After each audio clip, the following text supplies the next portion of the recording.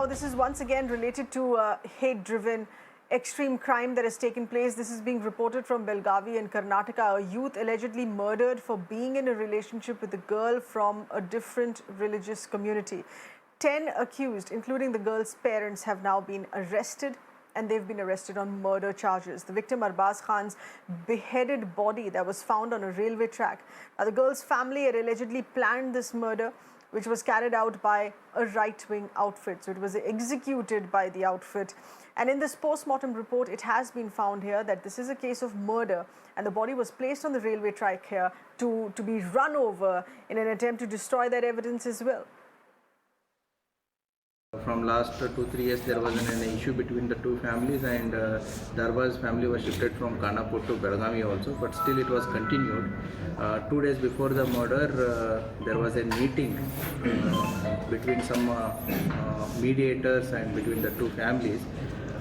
Even though after the mediation, the issue was didn't settle down. On the 28th, the murder was done. And is police looking at any sort of communal angle into this? Oh, yes, we have so far arrested 10 people, and the investigation still it is on. Let's get in our correspondent getting us further inputs here on this. Neha, once again, we're looking at this as an extreme case of hate executed to the extent that a murder is planned in this manner. Number of arrests that have been made. This is with respect to not just the concerned parents, but also the group that was executed, that was hired, so to say, to execute this murder.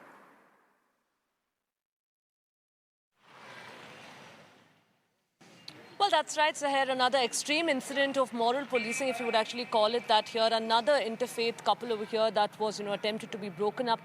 The boy over here, all of just 24 years of age, was in fact, brutally murdered. The girl's parents and also some right-wingers, the Sri Ram Sene activists, have also been arrested in this case. A total of about 10 people who've actually been picked up, all of who, in fact, were a part of this premeditated crime. Now, what is even more shocking in this entire instance is that, Sahir, that, in fact, this boy was actually harassed multiple times on call before his murder was actually, committed over here. The girl's parents, also the Hindu girl's parents, who actually opposed this relationship of this boy, and which is why, in fact, they had warned him. They then got some Hindu right-wing activists also over here from the Sri Ram Sene to warn him to stay away from this girl. But, when, of course, that was not heeded to, they've gone on to break his SIM card. They've actually deleted all the photos of this couple on his phone.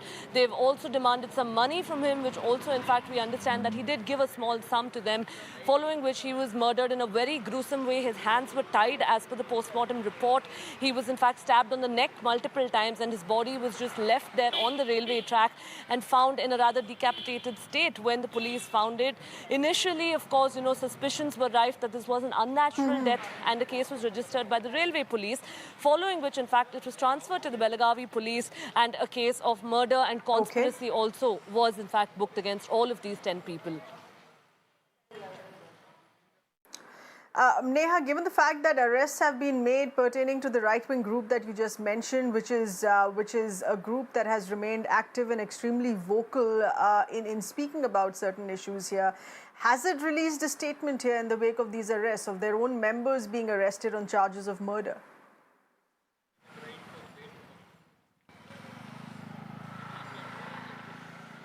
Well, it's rather startling that, the group over here hasn't really come forward and spoken about it so far. Even in the past, when we've seen how right-wing activists, have been booked for moral policing, have been booked for murder as well, every single time that we're seeing an instance like this taking place, in fact, they just decide to fall silent.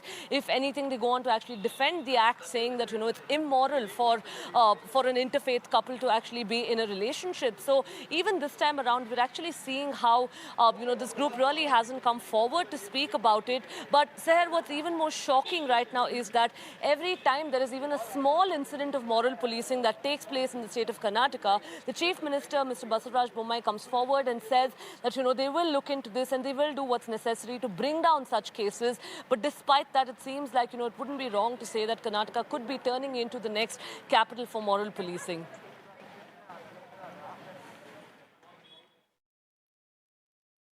All right, Neha, many thanks for getting us those details here.